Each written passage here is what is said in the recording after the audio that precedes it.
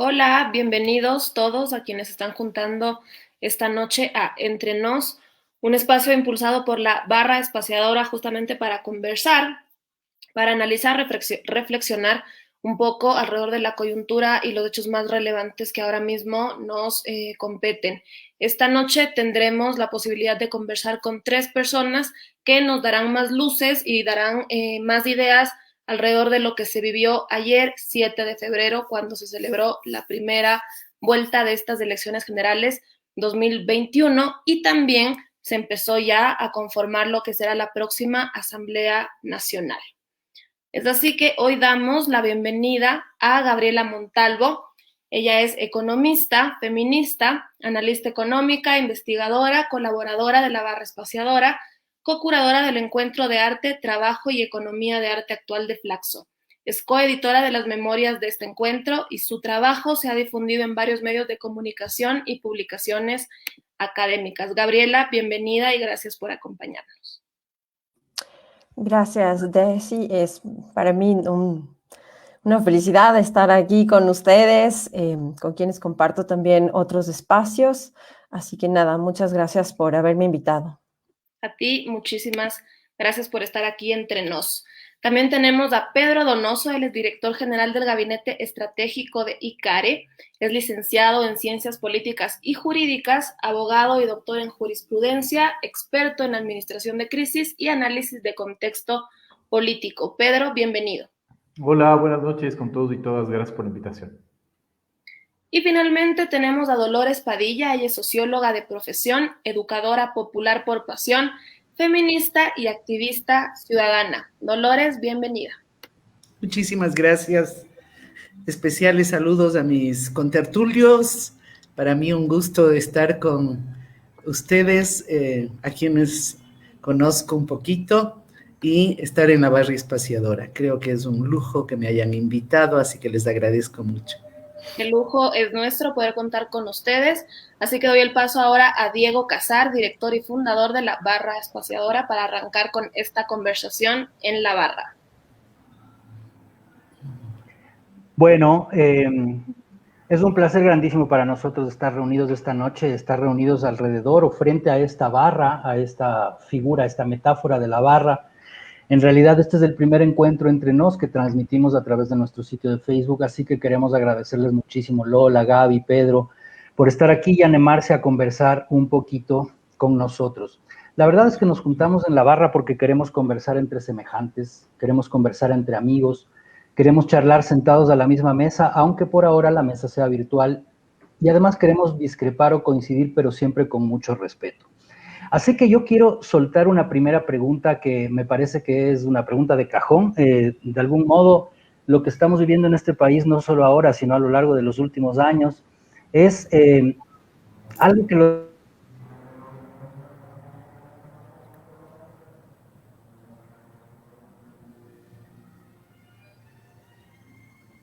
Diego, ¿se cortó? Sí, ¿no? Sí. Sí, bueno, avancemos.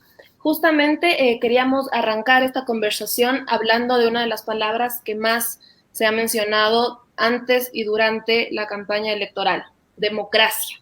¿Qué podemos entender nosotros con este gran concepto que muchas veces se menciona tanto, pero quizá nos dice ahora mismo tan poco? Dolores, quizá podemos empezar contigo. ¿Cómo ha ido mutando, si es que cabe, el concepto, la palabra democracia? Bueno, me pusiste difícil. Democracia tiene un origen griego, la palabra viene etimológicamente, significa el poder del pueblo, es un diseño político que ha organizado las sociedades desde hace mucho tiempo y actualmente prácticamente reconocida como el espacio político mundial. Creo que las grandes naciones pequeñas pretenden tener Dolores, una democracia. Empezar contigo. ¿Cómo ha ido mutando? ¿No? ¿Te escucho? ¿Sigo? Sí, te Porque escucho. hubo una interrupción, perdón. Estamos escuchando. Bueno, la palabra en sí mismo habla de un concepto clave que es la participación, y la participación importante no solo a través de representaciones, sino también la participación a través de una acción que es un derecho, pero al mismo tiempo es un bien que tenemos los seres humanos. Es ese espacio político que desde algunos años atrás tuvo que abrir su mirada, tiene que ir acomodándose, tiene que ir ubicándose en los contextos, en los procesos histórico-culturales de cada país. Definitivamente no es solo un sistema político organizado a través de funciones que permite que el Estado llegue a los ciudadanos, sino que también, yo digo, es un conjunto de valores sustantivos que marcan el quehacer político dentro de esas democracias.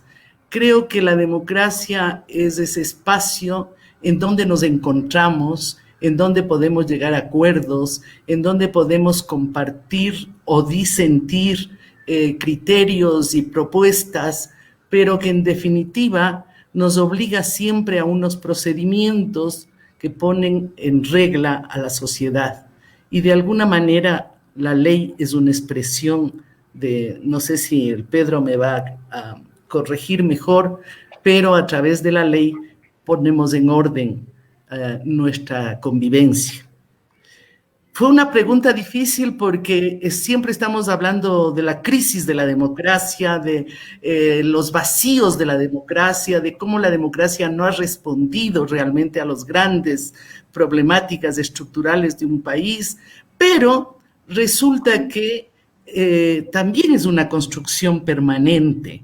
Y en esa construcción permanente, ya por mi edad me permito decir que es una construcción colectiva, una construcción que tiene que ir mejorando, y en esa medida creo que el día de ayer hubo una gran lección de democracia. ¿En qué sentido y en qué dimensión? ¿Cuál puede ser el alcance que ahora mismo estamos viviendo, Pedro, de la lección que menciona Dolores a partir de lo que vimos ayer y de lo que estamos viendo? Es decir, tuvimos 16 candidatos de tiendas políticas similares, otras absolutamente diferentes, candidatos que no reúnen ni un 1% de intención de voto, pero que estuvieron ahí finalmente. ¿Qué nos dice todo lo que vivimos en el último mes? Cuando empezaban a hacer esa pregunta, yo solo pedía que no me toque a mí empezar porque es bastante complicado, así que me alegré de que le pregunten a la Dolores, a quien saludo profundamente. Siempre digamos que yo pienso en democracia, pienso en un graffiti que vi alguna vez que visité una ciudad ahí al sur de América que decía: la democracia dura lo que dura la obediencia, ¿no? Se me complejiza unir, digamos, el concepto de democracia con lo que sucedió ayer, sin entender que yo creo que, digamos, la profunda crisis que vive el Ecuador sí tiene que ver con una profunda crisis democrática, pero también tiene que ver con esta incapacidad que hemos tenido como sociedad y que quizás han tenido las élites, en el sentido élite de, digamos, los tomadores de decisión, élite económica, política, social, académica, cultural, mediática, lo que sea, ¿no es cierto?, de entender un poco lo que decía Dolores, ¿no?, que la democracia debe ser un concepto que se debe resignificar siempre. Es, digamos, difícil empezar a unir las dos cosas, ¿no es cierto?, lo que sucedió ayer con el concepto de democracia, es decir, creo que es un tema interesante profundizarlo, pero claro, digamos, en la cancha en la que estamos jugando, la cultura democrática del Ecuador, involucran otros elementos que son un poco más complejos y más profundos de analizar, y creo que esa es la lección que nos dieron ayer finalmente los resultados electorales, ¿no? Que el Ecuador vuelve a ser, lo que yo siempre repito, este país en donde nada está en su lugar, ¿no? Quiero cerrar esto. Yo quisiera decir, interrumpir un poco, porque a mí la gran sorpresa de ayer fue el electorado. O sea, todo el mundo estaba alerta al nivel de ausentismo que se nos venía. Al fin y al cabo, salir con pandemia encima, con todo el riesgo que eso implicaba, a mí es una de las gratísimas sorpresas el que la gente salió, votó, ejerciendo un derecho cuyo valor es sustantivo a la democracia. A eso me refería especialmente, Pedro. Quiero aprovechar justamente el factor sorpresa del que hablas, Dolores, porque justamente a eso iba. Y es un poco, Gabriela, si es factible entender cómo, de cierto modo, también se manipula los procesos democráticos y, por ende, la legitimidad de esta democracia cuando tenemos, por ejemplo, herramientas tipo las encuestas, que hemos visto que en los últimos procesos electorales, tanto nacionales como a escala local, no funcionan o al final del día no están midiendo lo que se ve, se observa o se refleja en los números finales. Durante toda la campaña electoral, las encuestas autorizadas por el CNE coincidían en la tendencia, en la intención de voto, que no es justamente lo que estamos viendo ahora mismo. También advertían y amenazaban con la posibilidad de que el voto nulo, de que el ausentismo juegue en contra también, y estamos viendo, entre comillas, nuevamente, factor sorpresa, no ocurre. ¿Cómo han incidido también en la intención de voto? Es decir, se habló tanto del voto útil alrededor de un candidato que tenía las posibilidades de hacerle sombra a otro, pero finalmente vemos que eso no pasó. Entonces, un poco para cerrar esta idea, ¿cómo ves tú que se puede manipular y jugar también con esa democracia?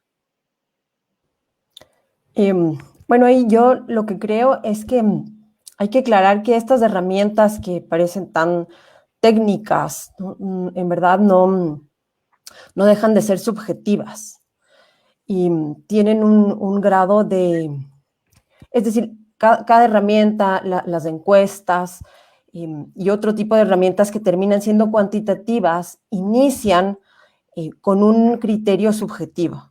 Y la metodología de las encuestas parte de estos criterios subjetivos. Y es ahí donde ya se empiezan a definir también el alcance que tendrán estas encuestas, pero también los objetivos, ¿no? O sea, de alguna manera, ¿qué queremos demostrar con esas encuestas?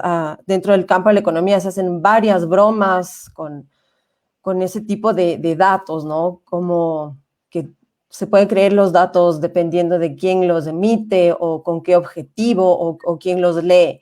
Y eso tiene su parte de verdad, porque en el diseño mismo de las encuestas ya están unos criterios subjetivos que responden a intereses, que responden a objetivos políticos, que responden a es decir, no hay una técnica pura detrás del levantamiento y de la presentación de una encuesta. Entonces, creo que eso evidentemente pasa con las encuestas electorales también. Y aunque se pueda manejar ciertos niveles de rigurosidad o de unos mínimos metodológicos, terminan reflejando esas intenciones y esas subjetividades. En cuanto a lo que tú mencionabas del voto útil, creo que ahí es importante decir que la gente sintió en algún momento que su voto era útil independientemente de por quién vote. Y se sintió sobre todo hacia el final de la campaña, bueno, al menos mi apreciación, que puede ser de un campo muy, muy reducido, ¿no? Pero me parece que la gente fue como apropiándose del proceso y tomando una decisión independiente de esta cosa dicotómica entre liberarnos del proyecto de la Revolución Ciudadana, cuál sería el único que lo puede lograr. O sea, la gente decidió apostar a votar por quien pensaba que era su mejor opción, ¿no? Y creo que eso es importante también en el sentido de lo que mencionaba Dolores, a quien también mando un cariñoso saludo, en el sentido de esto de la participación, ¿no? Creo que ahí, junto con la asistencia, también se puede ver otra manifestación de esta participación democrática. Eso decía. Gaby, retomando un poco lo que tú dices y lo que había dicho también Dolores en un principio con respecto a cómo pensamos la democracia y en esta continua transformación, adaptación, mejoramiento y demás que se supone que es este modelo que vivimos, a mí se me ocurre que ahora los resultados de ayer y bueno, que se siguen procesando, también nos están hablando de como países envueltos en distintas burbujas dentro de un mismo país, porque no se explica de otro modo entonces, de acuerdo como ustedes mismos decían, que las encuestadoras hayan tenido una versión no ahora, sino de las últimas elecciones en general. En las elecciones tienen su propia versión de un país que resulta no ser ese país representado en los números, ¿no? Y esta vez parece ser la más contundente. ¿No les parece a ustedes, y vuelvo la pregunta empezando otra vez por Gaby, si es que no les parece a ustedes que en realidad estamos haciendo lecturas sesgadas o lecturas reduccionistas de este país llamado Ecuador? ¿Qué pasa con el campo ecuatoriano? ¿Qué pasa con la gente que nos da de comer a todos? Que de algún modo es la ruralidad precisamente la que está dando estos resultados para el candidato del movimiento Pachacutic, ¿no? ¿Qué dices tú, Gaby? ¿Qué crees al respecto? Bueno, yo creo que eso no es reciente, creo que, o sea, tampoco creo que hayan muchas burbujas, creo que hay una burbuja que es en la que estamos nosotros, creo que es la burbuja de las redes sociales, la burbuja de la clase media, alta, urbana, esa es la burbuja, o sea, y a veces nos atrevemos a mirar como hacia afuera la burbuja pensando que es algo como una muestra, y es como esas películas que resulta que el observado eres tú, que el extraño eres tú, el otro eres tú. Yo lo veo un poco así, me parece que o sea, desde estos privilegios en los que nos ubicamos, es casi, yo me atrevería a decir que es casi imposible realmente tener una idea de lo que se vive en el lado de la necesidad, en el lado de la discriminación, en el lado de la desigualdad, en el lado de o sea, creo que o sea, realmente no tenemos idea. Y creo que a pesar de ciertos esfuerzos honestos y profundos por tener una comprensión de lo que es esa realidad, sin vivirla, creo que o sea, no deja de ser teórico, ¿no? Por más buena intención que haya en eso. Y me parece que justamente esa distancia es la que hace que de alguna manera se nos haga, o sea, resulten sorpresivos estos resultados o estas reacciones, o también otro tipo de manifestaciones sociales de carácter popular, nos sorprenden, ¿no? Y es como que debería sorprendernos nuestra sorpresa. O sea, es decir, no creo que haya que hacer ningún análisis muy político o solamente en la coyuntura electoral sobre los resultados. Creo que es una cosa que se podía tener muy clara solamente considerando los resultados de las encuestas de condiciones de vida, los resultados de las encuestas de pobreza, los resultados de las encuestas de las que logramos tener de empleo y desempleo. Es decir, hay ya unos indicadores, hay unas alertas, hay unas luces en ese sentido. Y, o sea, o hemos saltado alegremente de esos indicadores, o no les hemos puesto atención, o los leemos y hablamos y analizamos y no los estamos tomando en serio. O sea, la pobreza en el área rural es 3 veces más fuerte que en el área urbana. Es decir, el desempleo, el analfabetismo, o sea, todos estos indicadores que están levantados ya permanentemente, ¿no?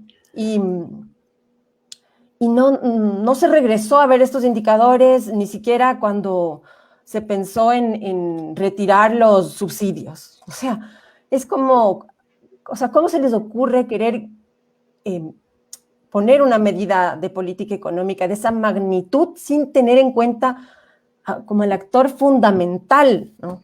A quien le va a impactar esa medida? Sin negociar, sin acercarse, sin medir el impacto.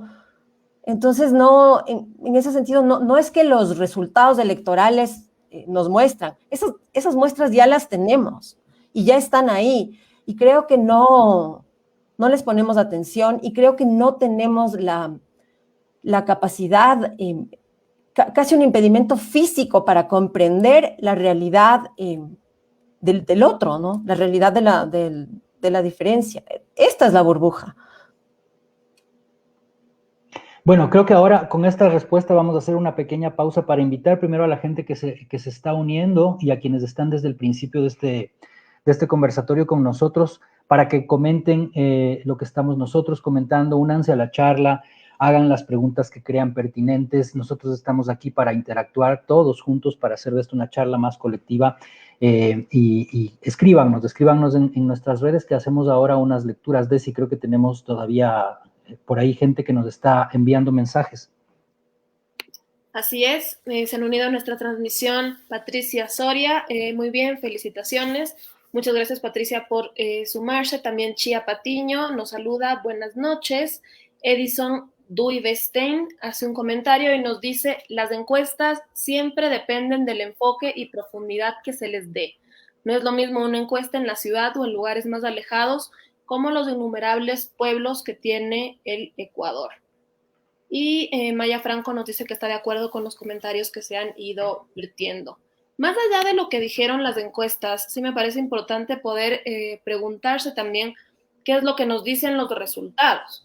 Y en eso, mucho del discurso, de los debates durante la campaña giraron alrededor del modelo económico y lo que un modelo económico podía provocar versus lo que el otro modelo podía generar o frenar, ¿no? En esa línea vemos que finalmente los resultados nos dicen que se apoya el continuismo, ¿no es cierto?, la herencia del correísmo de más de una década, pero también que se apuesta por un modelo alternativo que es el que propone Yacu, un modelo más amigable, si cabe, o que se opone directamente al modelo extractivista, que es del que hemos dependido en los últimos años de la historia moderna de este país. En esa línea, Pedro, para seguir conversando al respecto, ¿se puede entender el modelo económico como un ente aparte de todas las problemáticas que le aquejan a Ecuador? Quiero volver a las encuestas porque, no sé, me parece que necesito ahí decir un par de cosas. Yo soy hijo de lo cualitativo, yo muy poco de lo cuantitativo, es decir, las herramientas cuantitativas en sociedades polarizadas tienen un límite, se construye este mito alrededor de que responden a quien les pague. Yo no creo eso, digamos, trabajo mucho con encuestas y con encuestadores, pero tienen un límite finalmente que es la incapacidad, ¿no es cierto?, del encuestador de generar confianza con el encuestado y que de una u otra manera, digamos, pueda emitir criterios desde la actuación, ¿no es cierto?, más allá desde su pensamiento, ¿no? Entonces, digamos, yo creo que ahí hay mucho una sensación de no querer decir lo que va a suceder, y eso ya sucedió en el 2019, por ejemplo, con triunfos sorpresivos en las seccionales, ¿no es cierto? Sin embargo, yo creo que en esta ocasión las encuestas no erran profundamente, aunque no lo crean. Es decir, si hay una separación finalmente entre Lasso y Pérez, ¿no es cierto?, puede estar dentro de un margen de error finalmente, pero el orden, digamos, no es tan sorprendente como sí podemos ver en las seccionales del 2019, donde, por ejemplo, en Cuenca ni siquiera visualizaban al Yacu prefecto o a Palacio como alcalde, ¿no es cierto?, como no se veía finalmente que Luisa Maldonado iba a quedar en segundo lugar, como que Paco Moncayo iba a perder, etcétera, ¿no? Entonces, de una u otra manera, digamos, las encuestas en esta ocasión, digamos, no fallaron tan profundamente. Lo que sí nos dan para mí las encuestas es la posibilidad de leerlas, y ahí concuerdo con lo que dice Gabriela. Una encuesta finalmente es una herramienta que te lanza la data, pero en la valoración política está el éxito finalmente, ¿no? Y esta valoración política tiene que ser profunda y entender, digamos, a los números dentro de la lógica contextual. Yo creo que mucho, digamos, ese es el problema. Y yo creo que este proceso electoral fue un proceso, y siempre lo fue, de lo intangible más allá de lo tangible. Sin embargo, no se leyó aquello. Hay una encuesta interesantísima de clima social, por ejemplo, que les preguntaba a los votantes de Arauz y a los votantes de Lasso por qué votan, digamos, por qué su voto duro. y los dos, digamos, respondían desde lo intangible. El uno decía porque quiero volver al bienestar del pasado y el otro decía porque quiero un cambio, ¿no? Pero Pedro, Sí. hay una cuestión que no cabe duda, y es que nos hemos dado cuenta o hemos ratificado esa sospecha de que las encuestadoras son encuestadoras a la carta. No hay cómo dudarlo y hay que decirlo con las palabras que son. Son encuestadoras a la carta, responden a ciertos intereses de ciertos candidatos y apuntan a construir una imagen que podría llegar a una segunda vuelta con tales o cuales candidatos de acuerdo a esas decisiones. De eso ya creo que no cabe duda y creo que el país se ha dado cuenta más que nunca en esta ocasión. Pero a mí lo que sí me surge con respecto a esa interpretación política que tú planteas es, ¿por qué en lo cuantitativo, no, según tú, no hay tanto error? Pero el error precisamente reside en que no se vio a Yacu Pérez llegar nunca con esa contundencia, es decir, ni siquiera se lo vio sospechoso de llegar con esa contundencia y resulta que no solamente es una contundencia, sino que pone en riesgo todo el panorama político del país entero, ¿no? ¿Cómo ves de esa interpretación? Yo voy a discrepar finalmente con el primer argumento, es decir, yo trabajo cercanamente con encuestadoras. Lo que sucede es que la encuestadora te da el resultado y tú ves qué framing le colocas, ¿no? Esto que dice Bruno Latour, es decir, los hechos en el siglo XXI no se defienden solos, hay que salir a defenderlos, hay que salir a crear el contexto, ¿no? Entonces, más allá, digamos, de que las encuestadoras son las que publican algo, yo creo que es el cuarto de guerra el que lo pone en escena, ¿verdad?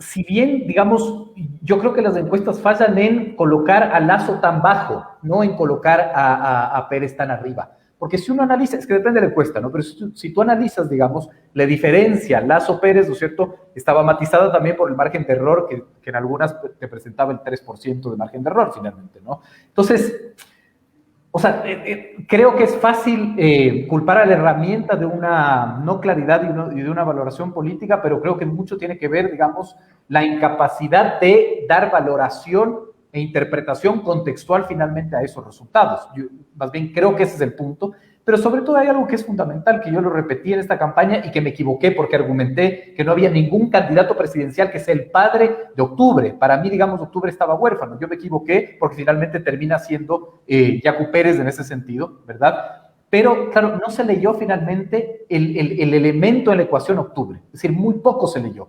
Nunca se procesó socialmente en este país. ¿Qué pasó en octubre? Muy poco se procesó. Sí, nadie, o sea, la discusión era entre metieron preso a unos correístas, destruyeron Quito y el movimiento indígena, digamos, protestó en las calles. Violento. Nadie procesó realmente. ¿Y qué es lo que sucede? Cuando hay este tipo de estallidos sociales, si no se procesa, esa válvula de escape va a tener que encontrar un cauce para explotar. Y yo creo que el proceso electoral es uno de esas válvulas de escape en la cual octubre estuvo presente, ¿no? Hay una pregunta, perdón, una pregunta que nos llega desde Facebook, me parece, que se dirige a Dolores, y de hecho Dolores estaba por ahí con la manito levantada hace un ratito. Le preguntan si es que podemos pensar en que esta cuestión de la raza y la clase inciden en estas elecciones, en estos resultados, para pensar en la segunda vuelta electoral. Yo creo que sí hay muchos de estos aspectos que hay que ponerlos sobre el debate, que de hecho creo yo personalmente que nos ha dado mucha pereza de hablar de este tipo de cosas como sociedad. No sé qué tú piensas, Lola, con respecto a eso. ¿Pasa algo de este tipo en nuestra sociedad? Antes de contestar eso, quisiera anotar dos cositas un poco para apoyar de alguna manera lo que plantea Pedro con respecto a no solo a las encuestas. Les pregunto más bien yo a ustedes, el rol de los medios conjuntamente con las encuestas proponen e inflan imaginariamente ciertas posibles candidaturas o ganadores y resulta que los demás quedaron afuera. En ninguna parte se habló de la posibilidad de, por ejemplo, se comentó, se profundizó el aparecimiento y el avance de Hervas, por ejemplo, ¿no es cierto? Ya en el imaginario estaba vendido el señor Lasso con el señor Arauz. Con Arauz. Y ellos eran. Y todas las conversaciones, las entrevistas, los opinadores permiten gestar esos imaginarios dejando al resto absolutamente sin chance. Por eso es que estamos sorprendidos. Eso es una preocupación porque los medios también jugaron un papel y en esta polarización brutal que hemos vivido durante décadas, toda la década y algunos años más, definitivamente creo que tenemos que preguntarnos entre las varias preguntas el rol que han jugado los medios en este preciso proceso electoral. Luego, quería también decirle que coincidimos plenamente esta tarde, conversaba con una compañera mía, Anabel, y me decía ella, ¿no crees que esto es la otra cara o la continuidad de octubre? Porque efectivamente octubre explota la violencia, pero quedaron muchas cosas sobre la mesa. Y eso creo yo que se expresó en la asistencia masiva de los electores en este fin de semana. Lola, pero ahora contesto brevemente. Creo que este país tiene, sin lugar a dudas, un serio porcentaje de racismo en su cultura. Tal vez el concepto clase está poco presente en los análisis. Las diversidades que impulsaron a la democracia a que se abra para que sean identificadas, las diferencias que existen en la población y esas diferencias han exigido que se les vea, que han planteado sus derechos, han planteado sus causas. Esas diferencias son las que hacen ahora la política, son los que ponen los temas en la agenda política nacional. Entonces eso es bien preocupante porque la consecuencia de eso es que los partidos políticos se olvidaron se distanciaron, ya Gabriela lo dijo, vivimos en una burbuja que no queremos ver, pero para mí lo más grave es que los partidos políticos no tienen la menor acercamiento a la gente, a sus reales, no solo necesidades vitales, sino también a sus deseos, también a sus pasiones, también a su dignidad. Y esa carencia de visión es la que permite que nos ofrezcan $1,000 y nosotros votemos. Entonces, el racismo pesa y va a pesar mucho en esta segunda vuelta, sin lugar a dudas, como pesa el machismo, como pesa el homofobia, bueno, etcétera, etcétera. Yo he visto una cosa que me parece que es necesaria de rescatar y es toda la presencia de la región amazónica en el electorado de esta vez.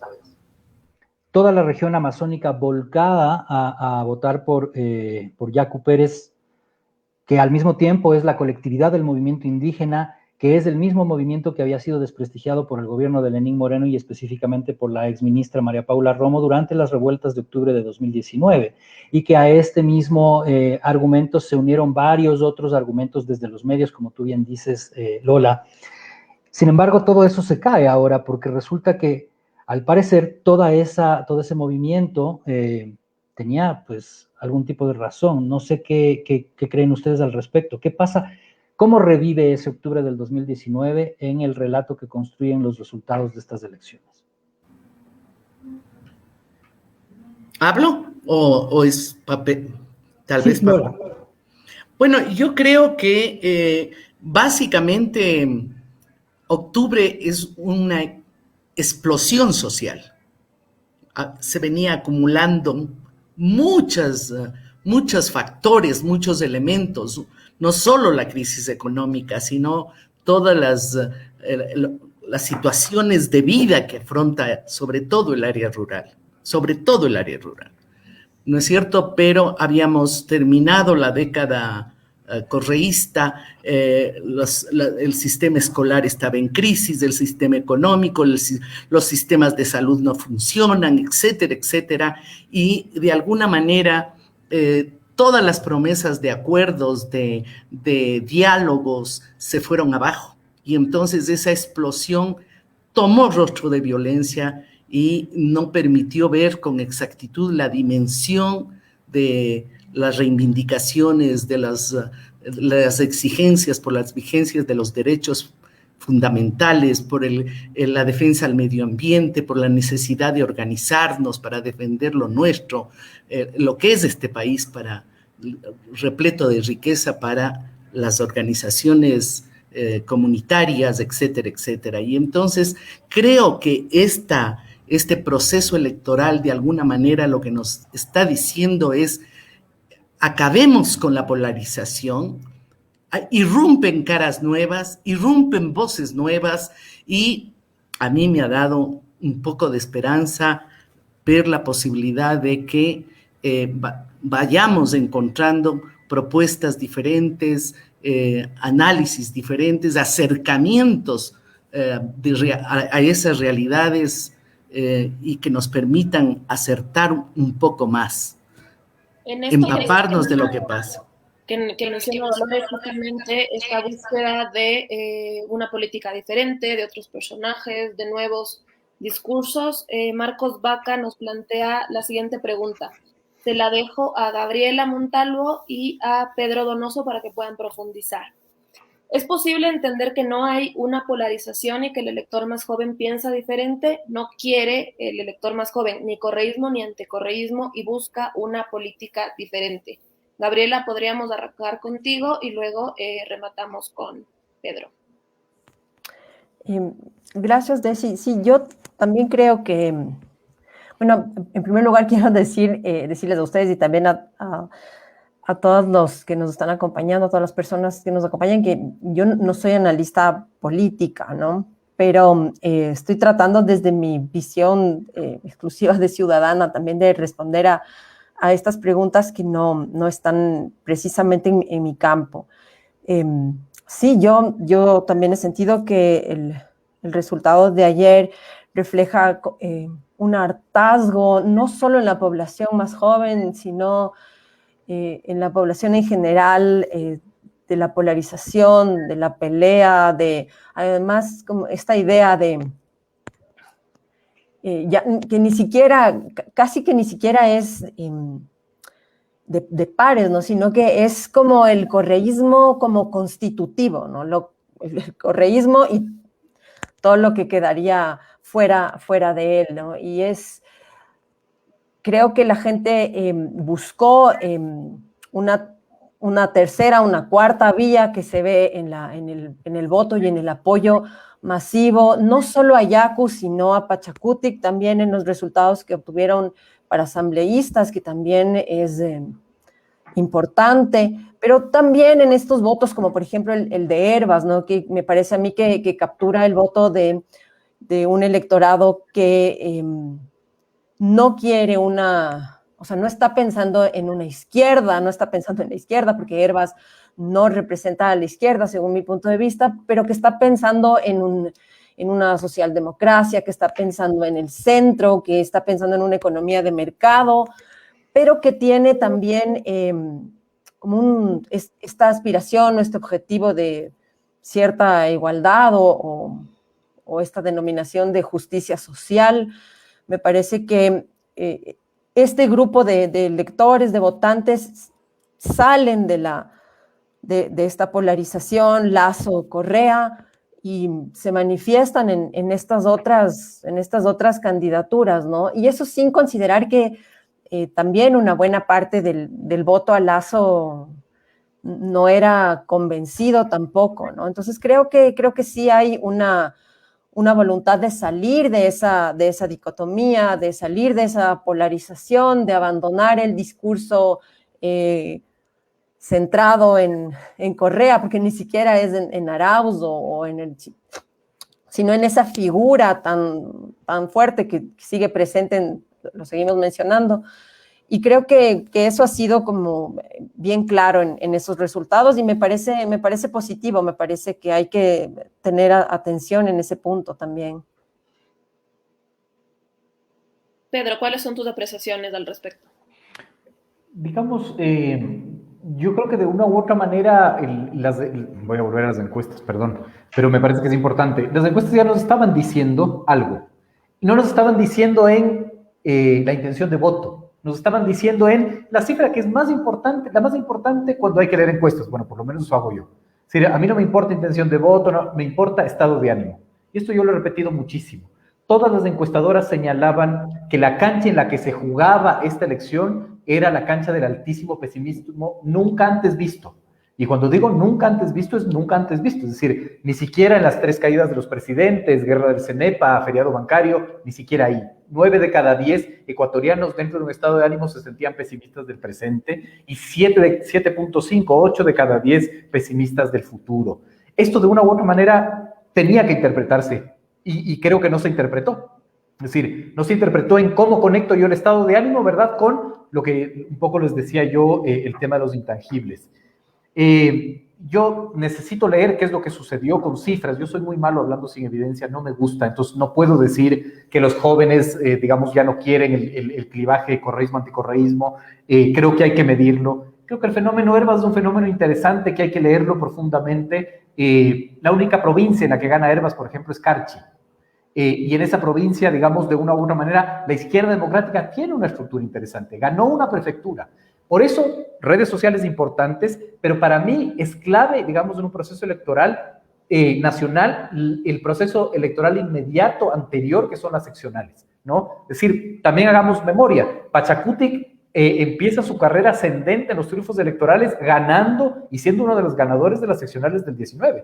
Gana una prefectura de la SUAY, gana la prefectura de Tungurahua, ¿verdad? Yo soy medio pragmático en eso, perdón, sé que esta discusión está mucho más conceptual de lo que yo puedo hacer, pero digamos, en el Ecuador, la pirámide de las 7 provincias más importantes, que son los que tienen peso electoral, finalmente, ¿no es cierto?, son 4 de la sierra, perdón, 4 de la costa, 3 de la sierra, y Pachacutic ganó finalmente los resultados de 2 provincias de la sierra, en donde hoy repite su ganancia, ¿no? Entonces, digamos, creo que hay que tener mucho más profundidad en leer ahorita los resultados para poder construir esto, ¿no es cierto?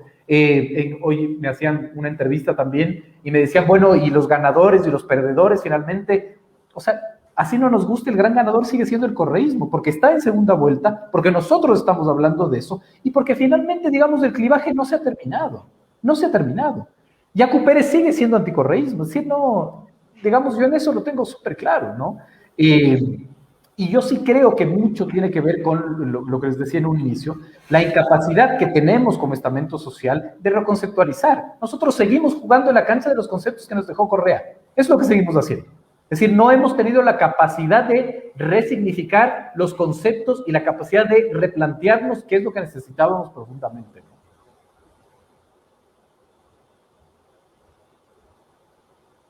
Bueno, con respecto a lo que acabas de decir, me parece, yo discrepo un poquito en eso, pero no estoy aquí para discrepar contigo, Pedro.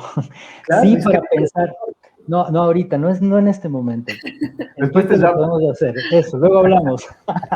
No, lo que quiero decir es que a mí me parece que, de acuerdo a lo que tú acabas de decir, entonces seguiríamos entrampados en esta lógica polarizada de correísmo, anticorreísmo, y a mí personalmente me parece más bien que se asomó un atisbo de luz esta vez, o que al menos estamos pensando en que hay alguna otra perspectiva para que podamos salir de ese embrollo. Alguien preguntaba desde la audiencia hace un momento precisamente eso, ¿no será que hay una parte del electorado que piensa el país desde otra mirada, que piensa el país fuera de esta polarización?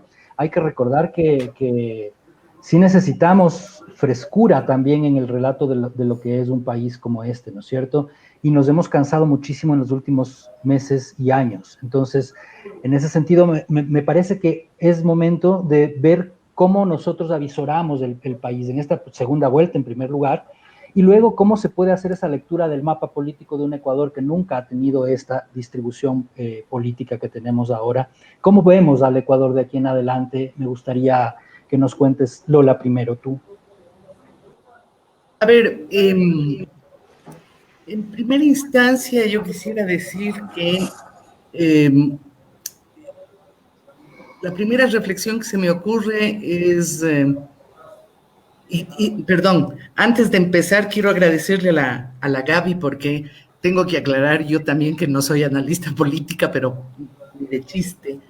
No tengo las virtuosidades para el efecto, pero trabajo mucho con en una acción ciudadana permanente, y entonces esto me permite tener un poco de conocimiento y autoridad para hablar.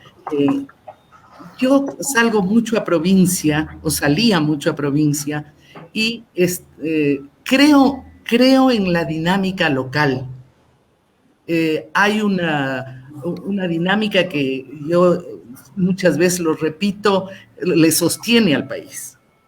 Y quiero mirar desde lo local los niveles, las alternativas, las posibilidades. Desgraciadamente, el proceso de descentralización que se empezó por los años los 2000, se vino poco a poco abajo por la concentración de poder y se perdió todo lo que se había avanzado en desarrollo local en ciertos ámbitos, sobre todo los procesos de descentralización propiamente dichos. Entonces, pero cuando tú sales a provincia, cuando tú sales al cantón, a la ciudad pequeña, ves los niveles de dinamismo económico de acuerdo a sus magnitudes, a sus dimensiones, la productividad agrícola que no descansa, una serie de factores que están sostenidos por la comunidad, que creo yo que es un espacio de esperanza, un espacio de optimismo, el ver cómo van saliendo a través de pequeños esfuerzos, de iniciativas que van avanzando lentamente, según al gusto de algunos, pero son esfuerzos que se van gestando de manera contundente. Uno de esos esfuerzos que vale la pena destacar esta noche es lo que acaba de pasar en Cuenca con la consulta popular. El que la gran mayoría de cuencanos haya respaldado la defensa del agua en Cuenca a través de una consulta popular, me parece una lección extraordinaria que nos ha dado Cuenca y que va a tener repercusiones, ojalá, en el país entero. Esas dinámicas son a las que me refiero y en las que yo creo, a partir de la organización, a partir de la planificación, a partir de la búsqueda innovadora de energías y de capacidades. Creo que por ahí hay una gran línea de esperanza y de trabajo. Ahora que menciona, Dolores, del tema de los modelos y las propuestas, me parece interesante preguntarte, Gaby, si queremos hablar de alternativas, ¿qué nos dicen los dos virtuales candidatos a segunda vuelta? Arauz y la Unión por la Esperanza se ha autodenominado como una propuesta progresista en términos económicos, mientras que del lado de Yacu vemos más bien una apuesta por lo comunitario, por la cosmovisión indígena y sus redes, y todas las implicaciones que esto tiene. ¿Cómo podemos leer ambas propuestas? Y al mismo tiempo, ¿puede decirse Andrés Arauz progre como tal? Y bueno, creo que más que, no sé exactamente a qué aplica como progre, digamos, porque ahora ese término también ha adquirido como nuevas connotaciones, pero me parece que en un sentido más estricto o quizás un poquito más antiguo de la palabra, ¿no? Cuando era progresismo, cuando se hablaba de este enfoque económico progresista, sí hay algunos elementos que identifican la propuesta de Arauz con el progresismo económico, en el sentido de que es una propuesta que se enmarca, por ejemplo, en una economía keynesiana, en una economía desarrollista, en una economía progresista, y en ese sentido no es una propuesta de ruptura ni epistémica ni pragmática con el paradigma del desarrollo y del crecimiento económico, ¿no? Dentro de ese paradigma es una propuesta que se ubica en la escuela keynesiana, que le da un fuerte papel al Estado, que le da el papel preponderante, de hecho, en la economía del Estado, y que tiene otros elementos, ¿no? De otras escuelas, tiene toda esta, le da esta importancia un poco ya, o sea, no sé si es que es tan actual, ¿no? Pero que recoge elementos de la planificación cepalina también, ¿no? De esta planificación central. Creo que Semplades fue una institución que reflejó ese pensamiento, pero que paradójicamente, o sea, a pesar de querer tener esta planificación central y de hacerlo así, tenía también unos elementos muy ortodoxos ya en la praxis, ¿no? Entonces, se planificaba desde esta centralidad del Estado, pero se quería ejecutar aplicando criterios de eficiencia, ¿no? Y de eficiencia además en el sentido ya liberal y neoliberal de la economía, es decir, o sea, ¿cómo hacemos para recortar costos y utilizar economías de escala para llegar a, o sea, se veía, por ejemplo, a estos centros, diversos centros de atención de lo que se llama población prioritaria, por ejemplo, los centros infantiles del buen vivir, los centros gerontológicos, los centros de atención para niños huérfanos, todo este tipo de cosas que manejaba el MIES, por ejemplo. Se planificaban desde el Estado, además con una homogeneidad espeluznante a ratos, ¿no? Incluso en su construcción, en su obra civil, en su arquitectura. Y el momento de pensar en la programación, en la operación de este tipo de lugares, se buscaba esta reducción de costos al máximo, ¿no? Es decir, ya en la operación, ahí se perdía totalmente el enfoque de derechos para buscar los proveedores, por ejemplo, no solo de los materiales de construcción o de la comida de los niños, sino incluso de los servicios de atención. Entonces, digamos que esa propuesta tiene como este tipo de contradicciones y de varios, o sea, elementos de varios enfoques conviviendo entre sí, ¿no? Gaby, ahora que mencionas justamente el tema de las contradicciones, creo que cabe la pregunta de Miguel Salazar, quien nos consulta a propósito de los últimos 5 minutos que nos quedan. ¿Cómo podrían moverse los actores ahora en segunda vuelta si desaparece la idea de la derecha y la construcción de ese enemigo, cuando hemos vivido desde hace años votando en contra y no a favor de alguien? No sé si Pedro quieres aportar algo en eso para ir cerrando. Me da un poco de pena porque no terminé de responderte la pregunta de antes que me hiciste, ¿no? Si quieres, cerramos con la descripción de Yaku y pasamos a esta pregunta de Miguel. Nos quedan 4 minutos.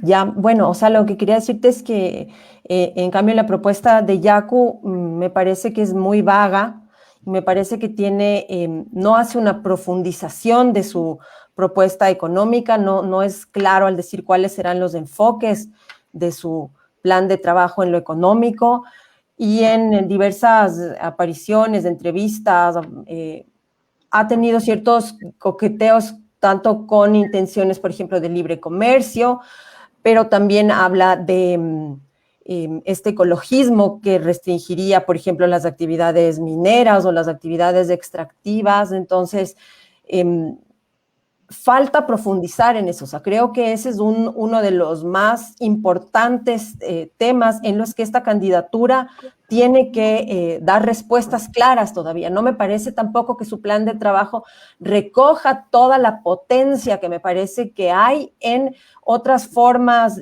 alternativas de organización para producción y para intercambio y para el consumo también, que hay en los mismos pueblos y nacionalidades. Me parece muy vaga en ese sentido y me parece que habría que ponerle mucho ojo porque es ahorita donde se van a empezar a plantear las alianzas con la derecha, con los votantes de Lasso, con los votantes de Hervas, o sea, es decir, se van a empezar a plantear estas alianzas.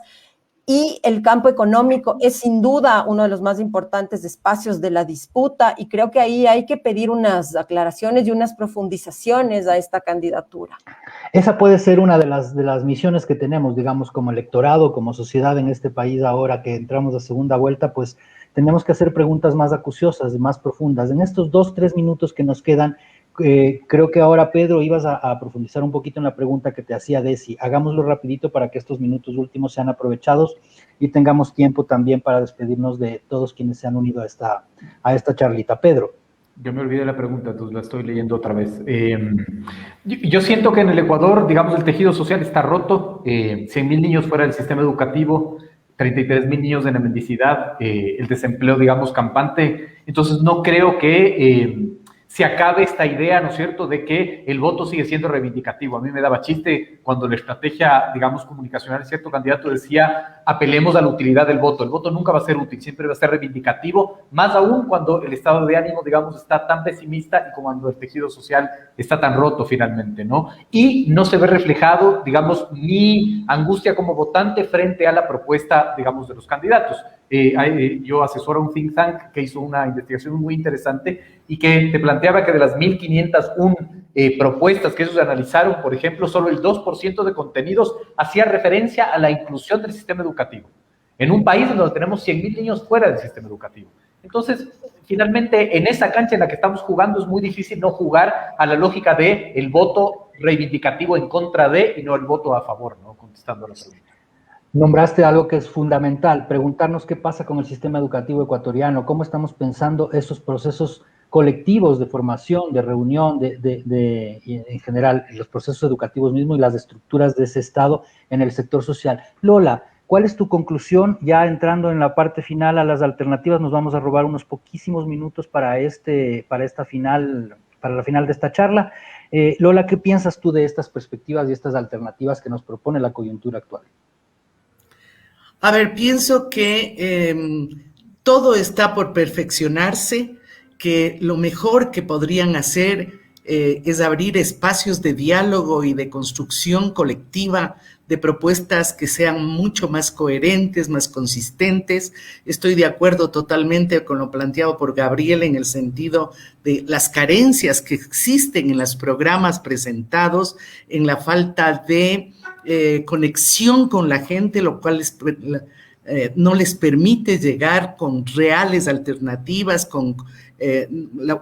yo respeto mucho a los pragmáticos, es más, les envidio, pero hay una carencia brutal en la operatividad, en lo que yo llamo aterrizar, en el aterrizaje de las ideas. ¿Cómo lo hacemos? Esa es la parte más débil de las programaciones políticas que he podido leer.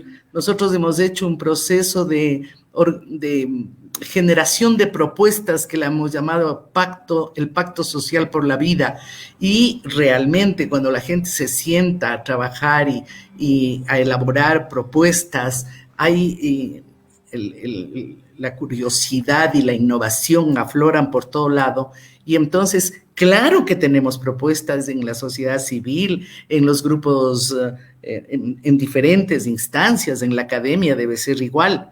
Lo grave es cómo los partidos políticos se cierran ante ese conocimiento que puede estar fluyendo a través del diálogo, del encuentro, de la construcción colectiva. Hay que cambiar también las formas. Creo que se hace indispensable realmente cambiar las formas en cómo hacemos las cosas. Desi, ¿te parece si hacemos una salida de esta charla? Yo estoy muy apenado porque hay muchísimas preguntas que se nos quedan en el aire de toda la gente que se ha unido a esta mesa, a esta barrita de conversación que hemos montado por primera vez, y me da mucha pena, pero también creo que nos compromete a que nos juntemos nuevamente para seguir hablando. Quedan muchísimos temas por ahí colgados. Anunciamos que vamos a seguir haciendo estos encuentros, que no van a tener un calendario fijo, que van a ser un poco más orgánicos, que vamos a improvisar en ese sentido, pero les avisaremos con tiempo en nuestras redes sociales, en la barra espaciadora. Despidámonos de Desi tristemente. Agradezco yo personalmente a Dolores, a Pedro, a Gaby, por ser parte de este foro, a todos quienes nos han escuchado y nos han escrito. Pero antes de darte la palabra, Desi, yo quiero hacer un agradecimiento a todos quienes conforman el equipo de la barra espaciadora y a quienes principalmente han hecho posible este primer encuentro. Bueno, a Jonathan Venegas, a Dagmar Flores, a Nicole Pavón, a César Acuña, a Julia Ortega, a David Avilés, a Cristina Cadena, a Pepe Germán, a Iván Castaneira, a Romela Quieta, a la Ana María Carvajal, a Carol Noroña y a toda nuestra red de colaboradores. Muchas gracias por ser parte de esto, por unirnos, por ser red, por hacer periodismo en red. Desi, gracias a ti también siempre. A ti, Diego, muchísimas gracias, pero sobre todo gracias a Gabriela Montalvo, a Pedro Donoso y a Dolores Padilla, que nos acompañaron hoy en esta conversación en la barra, como lo habíamos mencionado al inicio, un espacio de reflexión, de conversación, más entre nos, como dice su nombre, y sí, es una pena que se nos hayan quedado tantas preguntas sobre la mesa, no literal, pero sí virtual, lo cual implica que sí, que tenemos muchísimo más para seguir conversando. Muchísimas gracias de nuevo a todos los que nos vieron y estén pendientes de la próxima conversación. Solamente una cosita, estas preguntas que quedan sueltas pueden continuar en el after. Digamos que este es el bar, ¿no es cierto? Y esta es la barra. Pues hay un after, así que sigamos en las redes, tuiteemos, sigamos charlando. Es un gusto grandísimo estar con ustedes. Esperamos el próximo encuentro pronto. Cuídense, buena noche y que se vengan tiempos mejores. Gracias, chao. Chao. Chao.